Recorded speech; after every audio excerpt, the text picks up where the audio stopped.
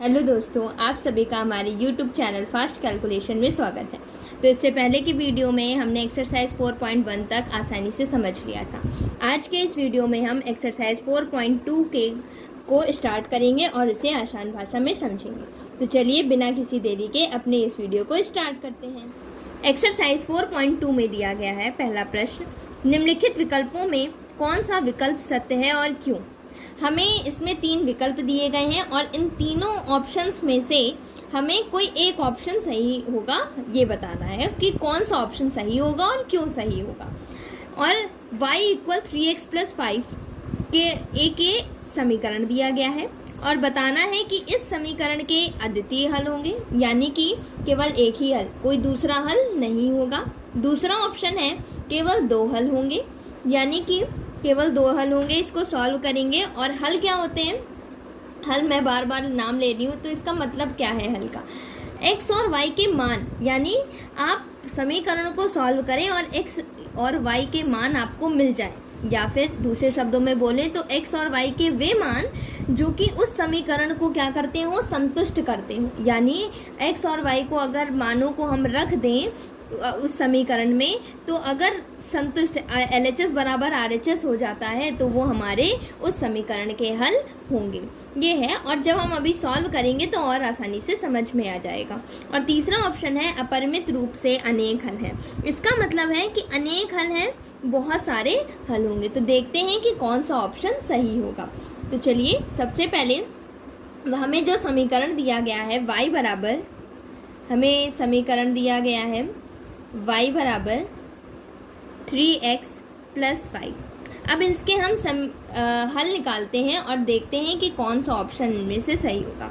तो हमने अपने इंट्रोडक्शन वाले पार्ट में ही बता दिया था कि हल कैसे निकाला जाता है, थोड़ा सा ओवरव्यू दे दिया था कि इसके हल को निकालने के लिए सबसे पहले हम एक सारणी बनाते हैं और एक में लिखते हैं x और दूसरे में लिखते हैं y, और इस तरीके से अपने कुछ बॉक्सेस भी बना लेते हैं जितने भी हल हमें निकालने होते हैं। तो हम क्या करेंगे, अगर x की वैल्यू 0 रखें तो y की वैल्यू क्या हो जाएगी, सॉल्व करके देखते हैं। y = x का मान 0 रखने पर y बराबर क्या होगा, y = 3x + 5। ये हमारा समीकरण दिया गया है। 3 × x की जगह 0 + 5, तो 3 × 0 0 + 5, और क्या आ जाएगा, y का मान 5 आ जाएगा या नहीं आ जाएगा। तो ये तो y का मान आ गया 5। कब, जब x की वैल्यू 0 थी तब y का मान हमारे पास कितना आया, 5 आ गया। अब इसी तरीके से हम x की वैल्यू 1 रख सकते हैं, तो 1 रखते हैं। x बराबर जब हम 1 रखेंगे तो हमारे पास मान क्या आ जाएगा, y = 3 × x की जगह पर क्या रखेंगे, 1 + 5। 3 × 1 3 + 5 कितना हो जाएगा, 8 हो जाएगा। तो y का मान कितना आ गया, हमारे पास 8 आ गया। कब, जब हमने x की वैल्यू को 1 रखा तो y का मान कितना आ गया, 8 आ गया। अब इसी तरीके से हम x का मान 2 रख सकते हैं, 3 रख सकते हैं, और भी मान आते रहेंगे।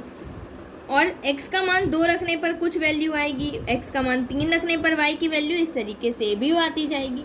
तो हमको इससे ये पता चल रहा है कि अद्वितीय हल तो नहीं है। पहला ऑप्शन जैसा कि हमारा दिया गया था कि ये अद्वितीय हल है। अद्वितीय हल का मतलब होता है कि केवल एक ही हल होगा, दूसरा कोई भी हल नहीं होगा। तो हमने देखा कि इसका ये पहला हल निकला, ये दूसरा हल निकला, तीसरा हल, चौथा हल, इस तरीके से निकलते ही जा रहे हैं।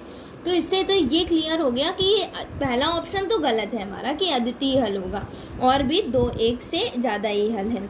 केवल 2 हल होंगे ऐसा हमको तो नहीं देखने को मिल रहा है। ये पहला हल निकला, ये दूसरा हल निकला, ऐसे ही तीसरा हल, चौथा हल, तो ये भी गलत है। हम ये देख रहे हैं कि अपरिमित रूप से अनेक हल होंगे। जब x की वैल्यू 0 रखेंगे तो y की कुछ मान प्राप्त होगा, x की वैल्यू 1 रखेंगे तो y का मान कुछ प्राप्त होगा। इसी तरीके से x की वैल्यू 2, x की वैल्यू 3 रखने पर y के अलग अलग मान हमें प्राप्त होंगे।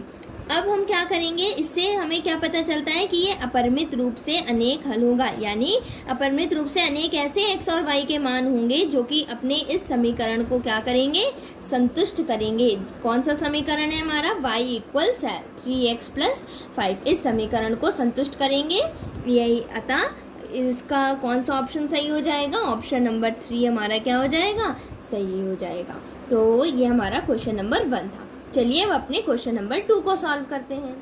क्वेश्चन नंबर 2 में क्या दिया गया है, निम्नलिखित समीकरणों में से प्रत्येक समीकरण के 4 हल को ज्ञात करना है। तो हल को निकालने के लिए वही पुराना तरीका, हमें सबसे पहले क्या बना लेना है, अपनी सारणी बना लेनी है। तो सारणी हम बना लेते हैं इस तरीके से, एक बॉक्स बना लेते हैं और इसमें एक तरफ इस तरीके से लाइन खींच लेते हैं, एक तरफ लिखेंगे x और दूसरी तरफ लिखेंगे y। अब हमें कितने हल निकालने हैं, 4, तो 4 बॉक्सेस बनाने पड़ेंगे। पहला बॉक्स पहले हल के लिए, दूसरा, ये हो जाएगा तीसरा और ये हो जाएगा चौथा। तो हम क्या करेंगे, सबसे पहले x की वैल्यू 0 रखते हैं। आप x की वैल्यू कुछ भी रख सकते हैं, या फिर x की वैल्यू नहीं, आप y की वैल्यू भी कुछ रख सकते हैं। बस हल निकालने के लिए मेन ये है कि कोई भी एक वैल्यू को अपनी तरफ से लेना है और दूसरे की वैल्यू को निकालना होता है। आपको ऐसा कभी नहीं करना कि x की वैल्यू भी अपनी तरफ से ले लो, y की वैल्यू भी अपनी तरफ से ले लो, नहीं। आपको क्या करना है, या तो x का मान अपनी तरफ से ले लो या y का मान अपनी तरफ से ले लो। अगर आप, और हमेशा याद रखिएगा कि आपको x का छोटा ही मान रखना है या फिर y का छोटा ही मान रखना है। क्यों? क्योंकि अगर छोटे मान होंगे तो आपका कैलकुलेशन ज़्यादा लेंदी, यानी कि बहुत बड़ी कैलकुलेशन नहीं होगी, बस छोटे छोटे आंसर्स आएंगे, तो वो हमारे क्वेश्चन सही होने के ज़्यादा चांसेस रहते हैं। अगर बड़े बड़े नंबर्स लेंगे तो हो सकता है कि आपकी कहीं कैलकुलेशन मिस्टेक हो जाए और क्वेश्चन गलत हो जाए। तो आपको क्या करना है, छोटे छोटे ही मान अपनी तरफ से लेने होते हैं। तो सबसे पहले हमने x का मान 0 रख लिया, तो अब हम क्या करेंगे, अपने इस समीकरण में ये जो दिया गया है 2x + y = 7, इसमें हम x = 0 रखेंगे। तो x = 0 रखने पर क्या होगा, तो 2 और x के बीच में कोई साइन नहीं, मतलब गुणे का साइन, x की जगह क्या आ जाएगा 0 + y = 7। हमें y का मान चाहिए, तो 2 × 0 0 + y = 7, और 0 में कुछ भी नंबर जोड़ो वही नंबर आ जाता है। तो हम 0 में y जोड़ रहे हैं तो y आ जाएगा, y = 7। तो x का मान 0 रखने पर y का मान कितना आ गया, 7 आ गया या नहीं आ गया। अब इसी तरीके से हम x का मान क्या रखेंगे, 1 रखेंगे, और फिर x का मान 2 रखेंगे, फिर x का मान 3 रखेंगे और अपने अलग अलग y के मान को निकाल लेंगे। तो पहला पॉइंट तो हमारे पास आ गया 0,7। अगर आपने हमारा निर्देशांक ज्यामिति वाला पूरा चैप्टर का इंट्रोडक्शन वीडियो सारी चीज़ें देखी हैं तो आपको पता है कि हम किसी भी निर्देशांक को कैसे लिखते हैं, x, y के फॉर्म में लिखते हैं। तो सबसे पहले x की वैल्यू, फिर y की वैल्यू हम लिख देंगे। अब ये हमारा पहला हल आ गया। अब हम दूसरा हल अपना निकाल लेते हैं, जब x का मान क्या होगा, 1, x = 1 रखने पर। अब हम अपने इस समीकरण में x = 1 रखेंगे और देखेंगे कि y की वैल्यू क्या आएगी। तो यहाँ पर हम क्या रखते हैं, हमने 0 रख लिया था और 0 रखने पर वैल्यू क्या आई थी, 7 आई थी। अब हम 1 को रखते हैं, तो अब क्या करेंगे, x = 1 को रखेंगे, तो 2 × x की जगह क्या आ जाएगा, 1 + y = 7। तो 2 + y = 7। y का मान निकालना है तो 2 को हटाना पड़ेगा या नहीं हटाना पड़ेगा। 2 इधर प्लस में है, दूसरी तरफ जाएगा माइनस में हो जाएगा। y = 7 - 2 कितना आ जाएगा, 5 आ जाएगा। तो जब x का मान 1 रखा तो y का मान कितना आ गया, 5 आ गया। अब हम x का मान 2 रखेंगे और 3 रखेंगे, अभी पीछे यही समझा था। अब हम क्या करेंगे, x = 2 रखेंगे, तो हम क्या लिख देते हैं यहाँ पर, x = 2 रखने पर, या फिर आप ये भी लिख सकते हैं कि समीकरण में x = 2 रखने पर हमारा समीकरण वही रहेगा, उसी से हमें अपने अलग अलग हल को निकालना है। तो 2 × x की जगह 2 + y = 7, 2 × 2 4 + y = 7, y बराबर क्या हो जाएगा, 7 - 4, y बराबर क्या आ जाएगा, 3 आ जाएगा। जब x का मान 2 रखेंगे तो y का मान 3 आ रहा है। अब हमने अपने कितने हल निकाल लिए, पहला हल निकाल लिया, दूसरा हल निकाल लिया, तीसरा। अब हम चौथा हल और आखिरी हल को निकालना है। तो अब हम x का चौथा मान निकालने के लिए, चौथा हल निकालने के लिए अब हम x के मान को क्या रखेंगे, 3 रखेंगे। तो x = 3 रखने पर, अब x = 3 रखेंगे, अपना समीकरण लिख लेते हैं, 2x + y = 7। अब हम x की जगह क्या रख लेंगे, 3 रख लेंगे, + y = 7। 2 × 3 6 + y बराबर क्या हो जाएगा, 7। तो y = 7 - 6, y बराबर क्या हो जाएगा, 7 - 6, 1 के बराबर हो जाएगा। तो जब हमने x का मान 3 रखा तो y का मान हमें कितना मिला, y का मान हमें 1 मिला। तो यहाँ पर लिख लेते हैं। तो हमारे 4 हल कौन कौन से हो जाएंगे, हम लिख लेते हैं 4 हल कौन कौन से हो जाएंगे। 4 हल होंगे, पहला हल 0,7, ये हम किसी भी निर्देशांक को x, y के फॉर्म में लिखते हैं तो पहला x की वैल्यू, दूसरी y की वैल्यू 0,7। दूसरा हल 1,5 हो जाएगा, तीसरा हल 2,3 और चौथा हल 3,1। यहाँ पर थोड़ा सा हम लाइन खींच देते हैं कि ये अलग है हमारा, तो ये हमारे क्या हो जाएंगे, इस क्वेश्चन का आंसर हो जाएगा। तो चलिए अब अपने नेक्स्ट क्वेश्चन को सॉल्व करते हैं। अपने मेरा दूसरा क्वेश्चन क्या बोल रहा है, पाई x प्लस वाई बराबर 9। तो हम क्या करेंगे, यहाँ पर भी हमें x और y में से किसी एक के अपने मन से मान लेने होते हैं और दूसरे के मान निकालने होते हैं। तो यहाँ पर फिर से हम x का मान क्या रख देते हैं, 0 रख देते हैं। तो x का मान 0 रखेंगे तो वैल्यू क्या आएगी, यहाँ पर सॉल्व कर लेते हैं। x बराबर 0 रखने पर तो देखते हैं पाई x प्लस वाई इक्वल 9। अब आपको पाई आ गया है तो डरना नहीं है, पाई का मान यहाँ पर हमें नहीं रखना है, जैसा लिखा है बिल्कुल वैसे ही लिखा रहने दीजिए। तो पाई इंटू एक्स की जगह 0 प्लस वाई बराबर 9, तो 0 इंटू पाई 0 प्लस वाई बराबर क्या आ जाएगा, 9। तो y बराबर क्या हो जाएगा, 9 हो जाएगा या नहीं हो जाएगा। तो जब x की वैल्यू हमने 0 रखी तो y का मान कितना आ गया हमारा, 9 आ गया कि नहीं आ गया। अब इसी तरीके से x का मान 1 रखेंगे, x का मान 2 रखेंगे और 3 रखेंगे, बाकी आप रख कुछ भी सकते हैं।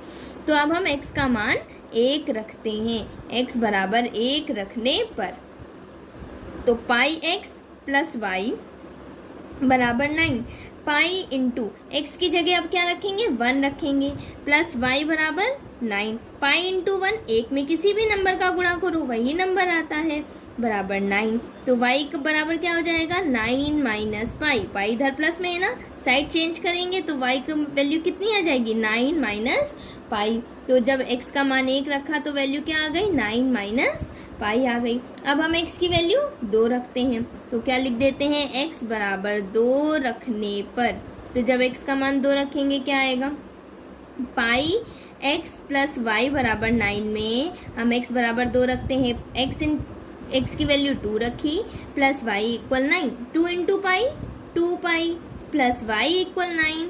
तो y की वैल्यू निकालनी है, y को इधर रखते हैं, 9 इधर पहले से है, 2 पाई को हमें दूसरी तरफ भेजना पड़ेगा, दूसरी तरफ जाएगा तो माइनस का हो जाएगा। तो जब x का मान 2 रखा तो y का मान कितना आया, 9 माइनस 2 पाई आया। छोटा छोटा सा लिख देते हैं, आप समझ जाएंगे आशा करती हूँ। अब अगला निकालते हैं x बराबर 3 रखने पर तो x का मान जब 3 रखेंगे तब y का मान क्या आता है, चेक कर लेते हैं। पाई इंटू 3 x था ना, पाई x था, चलिए अच्छा पूरा समीकरण लिख देते हैं।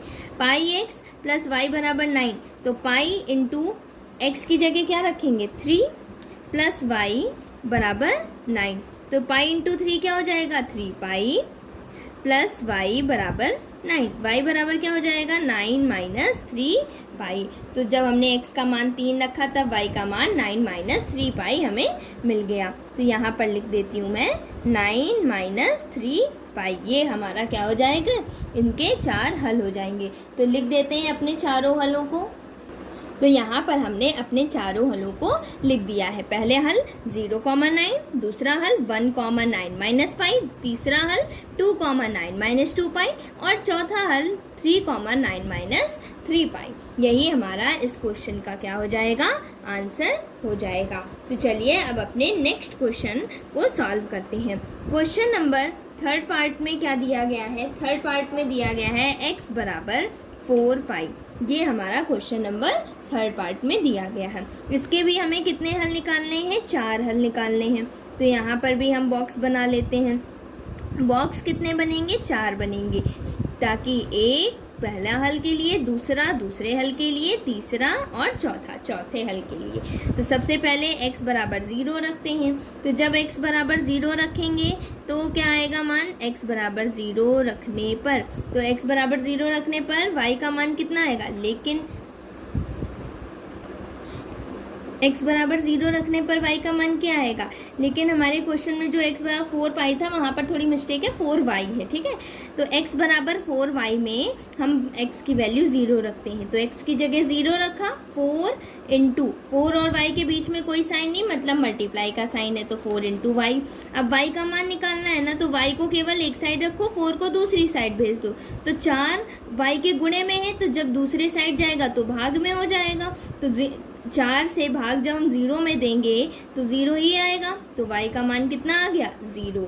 यानी जब हम x का मान 0 रख रहे हैं तो y का मान भी हमें 0 ही मिल रहा है। अब x का मान हम 1 रख देते हैं, फिर 2 रखेंगे, फिर 3 रखेंगे, तो x बराबर 1 रखने पर देख लेते हैं, x बराबर 1 रखने पर हमारे पास वैल्यू क्या आएगी। तो x बराबर 4y में x की जगह क्या रख दिया, 1 रख दिया, 4y, तो 4 को हटाना पड़ेगा, 4 और y के बीच में कोई साइन नहीं, मतलब मल्टीप्लाई का साइन है, उधर जाएगा डिवाइड में हो जाएगा, तो x का मान जब 1 रखा तो y का मान 1/4 हमें प्राप्त हो गया। अब हम x का मान क्या रखेंगे, 2 रखेंगे, तो x बराबर 2 रखने पर, तो x का मान 2 रख देते हैं, x बराबर 4y है ना, तो x का मान 2 रखो, x की जगह 2 रख दिया, बराबर 4y, 4 को उधर भेजना पड़ेगा, भाग में चला जाएगा। अभी हम 2 में बता चुके हैं कि 4 और y के बीच में मल्टीप्लाई का साइन है, तो जब साइड चेंज करेंगे तो डिवाइड में आ जाएगा, 2 1 ज़ा 2, 2 2 ज़ा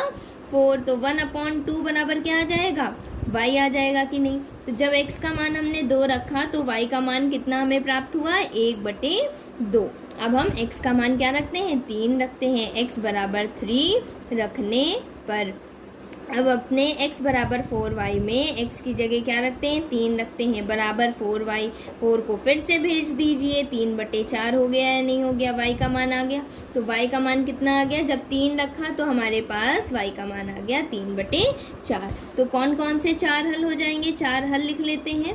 4 हल कौन कौन से हो जाएंगे, 0, 0, 1, 1/4, तीसरा 2, 1/2 और चौथा 3, 3/4, यही इस क्वेश्चन का आंसर हो जाएगा। अच्छा, एक बात और हम आप लोगों को बता देते हैं कि कभी कदार क्या होता है कि आपका जो आंसर है वो आपकी आंसर शीट से मैच नहीं करेगा। क्यों नहीं करेगा मैच, क्योंकि हमने अभी आपको बताया कि x का मान, एक का मान आपको अपनी तरफ से लेना होता है और दूसरे का मान वही जो आपने लिया है उस समीकरण में रखकर दूसरे का मान निकालना होता है। तो हो सकता है कि जिसके हिसाब से आंसर आपका आ रहा है उसने कोई दूसरा मान रखा हो x का और आप दूसरा रख रहे हो, तो आंसर कभी कभी मैच भी कर जाते हैं और कभी कभी मैच नहीं करते हैं। अगर जो आपने वैल्यू ली है वही आंसर में जो वैल्यू आ रही वही ली गई है तो आपका आंसर मैच कर जाएगा, नहीं तो नहीं भी मैच करता है। तो उसमें आप लोग परेशान मत होना कि आंसर नहीं मैच कर रहे हैं, क्योंकि कुछ केसेस होते हैं जिसमें आंसर मैच कर जाता है और कभी कभी नहीं, क्योंकि भाई हमें अपनी तरफ से वैल्यूज़ को लेना होता है। तो ज़रूरी नहीं है कि जो हमने वैल्यूज़ को ली हैं वही वैल्यू हमारे आंसर शीट में भी आई हो, तो ऐसा ज़रूरी नहीं होता है।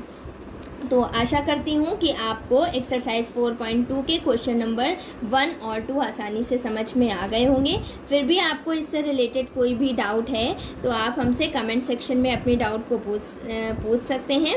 अगर आपके लिए वीडियो हेल्पफुल रहा हो तो आप हमारे चैनल को लाइक करें, शेयर करें और सब्सक्राइब करें ताकि आगे आने वाले सारे नोटिफिकेशन सबसे पहले आप तक पहुँच सकें। Thank you.